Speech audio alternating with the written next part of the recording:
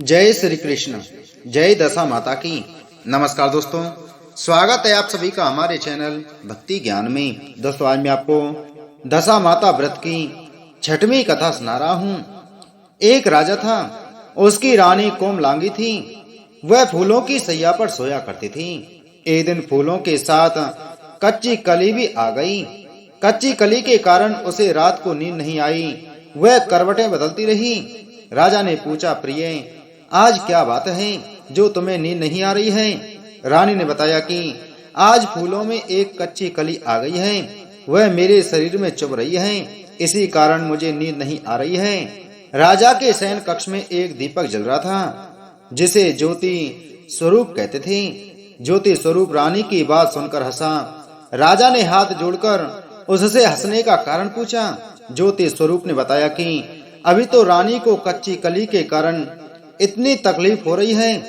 कल सवेरा होने पर जब रानी को सिर का बोझा ढोना पड़ेगा, तब इनकी क्या गति बनेगी? राजा ने पूछा कि क्या मेरे जीवित रहते ऐसा संभव है? तब दीपक ज्योति स्वरूप ने उत्तर दिया, हाँ संभव है, तुम्हारे जीते जी संभव है। ज्योति स्वरूप की बात सुनकर राजा ने मन में सोचा कि देववाणी कभी असत्य नहीं होती, होने को कौन टाल सकता है। रानी को अवश्य बोझा ढोना पड़ेगा, परंतु यह हो सकता है कि यदि मैं इसे एक संदूक में बैठाकर समुद्र में बहा दूं, तो संभव है कि यह बोझा ढोने से बच जाए, क्योंकि समुद्र में डूब जाने पर बोझा ढोने से बच जाएगी। राजा ने उसी समय रानी से कहा, चलो मैं तुम्हारे मायके में छोड़ आऊं, कुछ दिन तुम वहीं पर रहना। रानी बोली, परंतु महाराज मेरे मायके में तो कोई भी नहीं है, मैं वहां किसके पास रहूंगी? राजा ने कहा कि तुम्हारे गोत्रज संबंधी वहां बहुत अच्छी दशा में हैं, मैं उन्हीं के पास तुम्हें भेज देता हूँ। रानी ने राजा की बात मान ली। रानी ने बहुमूल्य आभूषण और कीमती वस्त्र धारण किए। तब राजा ने रानी को संदूक में बैठाकर नदी में बहा दिया। वह नदी समुद्र में ऐसी जगह मिलती थी जहाँ पर राजा के बेनोई का राज्य था। समुद्र से मोती निकालने का ठेका राजा के बेनोई ने ले रखा था। वह संदूक बहता बहता जब राजा के बेनोई के इलाके में पहुंचा, तो उसने मल्लाहों को आज्ञा देकर संदूक को समुद्र से बाहर निकलवा लिया। संदूक को उसने अपने महल के शयन कक्ष में भिजवा दिया और आदेश दिया कि मेरे पहुंचने तक इसे कोई नहीं खोलेगा। राजा का बेनोई, जो उस जगह का स्वयं राजा था, उसके शयन कक्ष में संदूक के पहुंचते ही रानी को पता चला कि इस संदूक को राजा ने समुद्र में पाया है, तो वह फौरन शयन कक्ष में आई। उसने पहरेदारों को हट जाने को कहा। रानी ने संदूक को खोल दिया। उसे संदूक के अंदर 16 श्रृंगार किए एक स्वर्ग सुंदरी मिली। रानी ने अपने मन में सोचा कि यदि राजा इसको इस दशा में देखेंगे तो इसके ही हो जाएंगे और मुझे छोड़ देगा। इसलिए उसने उस रानी के सब जेवर कपड़े उतारकर उसे फटे पुराने कपड़े पहना दिए और संदूक में बंद कर दिया। राजा जब बाहर से महल में आए, तो उसने रानी को अपने शयन कक्ष में बुलाया और रानी से पूछा कि क्या तुमने देखा है कि इस संदूक में क्या है? रानी ने उत्तर दिया कि मैंने कुछ नहीं देखा है, मुझे नहीं पता कि इस संदूक में क्या है। राजा ने रानी के सामने संदूक खुलवाया, तो उसे संदूक के अंदर फटे पुराने कपड़े पहने एक स्त्री दिखाई दी, जो भिखारिन सी लग रही थी। रानी ने कहा, यह कोई भिखारिन लग रही है, इसको कारखाने में भिजवा दिया जाए, वहां लकड़ी ढोकर अपना जीवन निर्वाह करती रहेगी। राजा ने रानी के कहे अनुसार उसे कारखाने में भिजवा दिया। एक दिन रानी की सहेलियां नदी में स्नान करके दशा माता का डोरा ले रही थीं। उनके पास एक डोरा रह गया था। वे यह सोच रही थीं कि इस डोरे को किसे दिया जाए कि उसी समय लकड़ी ढोने वाली रानी वहां आ गई। उन्होंने उसे रोककर पूछा, बहन हमारे साथ दशा माता का एक डोरा ले लो।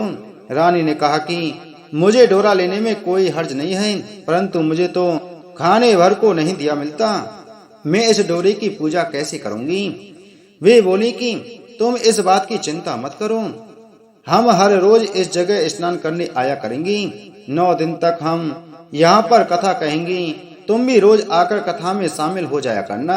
10वें दिन पूजा होगी, तब तक दशा माता चाहेंगी तो तुम्हारी दशा बदल जाएगी।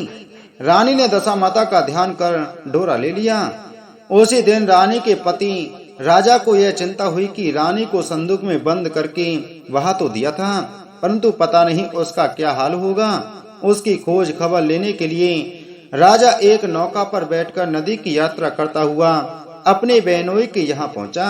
संध्या के समय वह अपनी बहन से बोला, मेरे हाथ पैरों में बहुत दर्द हो रहा है, किसी दबाने वाले को बुलाओ। तब उसकी बहन ने लकड़ी ढोने वाली भिखारन को बुलाकर लाने की आज्ञा दी। उसे कहा, आज रात तुम मेरे भाई के पैर दबा दो। वह बड़े संकोच में पड़ गई। अपने मन में सोचने लगी कि आज तक मैंने किसी पुरुष को छुआ तक नहीं है। रानी अपने भाई के पैर दबाने के लिए उस पर जोर डाल रही थी, इसलिए लाचार होकर उसने हाँ कर दी। राजा के पैर दबाते दबाते रानी को उसके पांव में पद्म दिखाई पड़ा। रानी चुपचाप रोने लगी। उसके आंसू राजा के पैरों पर टपक पड़ा। राजा ने उससे पूछा, तुम क्यों रो रही हो? तुम अपना वेद मुझे बताओ, मेरे द्वारा तुमको कोई हानि नहीं होगी। रानी बोली कि जैसा पद्म आपके पैर में है, वैसा ही पद्म मेरे पति के पैर में भी था। पहले के दिनों की याद आ जाने पर मुझे रोना आ गया। राजा ने उसे पहचान लिया। राजा बोला, मैं समझ गया, अब तुम्हें पैर दबाने की जरूरत नहीं है।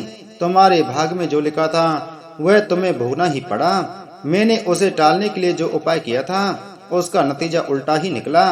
तुम्हें मेरे जीते जी लकड़ियां ढोनी पड़ी। सवेरा हुआ, परंतु अतिथि राजा सोकर नहीं उठा और न पैर दबाने वाली दासी ही कमरे से बाहर निकली। राजा की बहन को चिंता होने लगी। थोड़ी देर के बाद दासी कमरे से बाहर निकली और कारखाने के काम को करने के लिए जाने लगी। रानी ने कमरे में जाकर अपने भाई को जगाया। उसका भाई बोला, मेरी तबीयत ठीक नहीं है, मेरा सिर दर्द कर रहा है, मैं अभी आराम करना चाहता हूँ, मेरा मन भी बहुत व्याकुल हो रहा है। रानी ने पूछा कि आखिर बात क्या है, कुछ तो बताओ।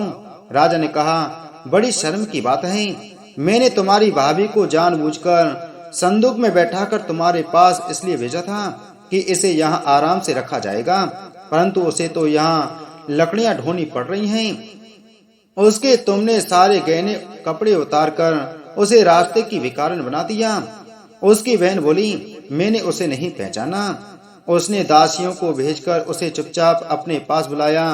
उसके आने पर बहन ने अपनी भाभी से माफी मांगी और उसके पैर पकड़ लिए। कुछ दिनों तक राजा अपनी बहनोई बहन के यहाँ रहकर रानी को साथ लेकर राजधानी में लौट आया। रानी ने अपने महल में पहुंचकर स्वागनों को न्योता भेजा। बड़े धूमधाम से दशा माता के डोरे की पूजा की और नगर में ढिंढोरा पिटवाया गया कि आज से अमीर गरीब सब दशा माता का डोरा लिया करें और श्रद्धा पूर्वक पूजा किया करें। जिसके पास पूजन पारण के लिए धन की कमी हो तो वह महल से ले जाया करें। जिस प्रकार रानी के दशा माता ने दिन फेरे, वैसे ही वह सबकी दशा को ठीक करें।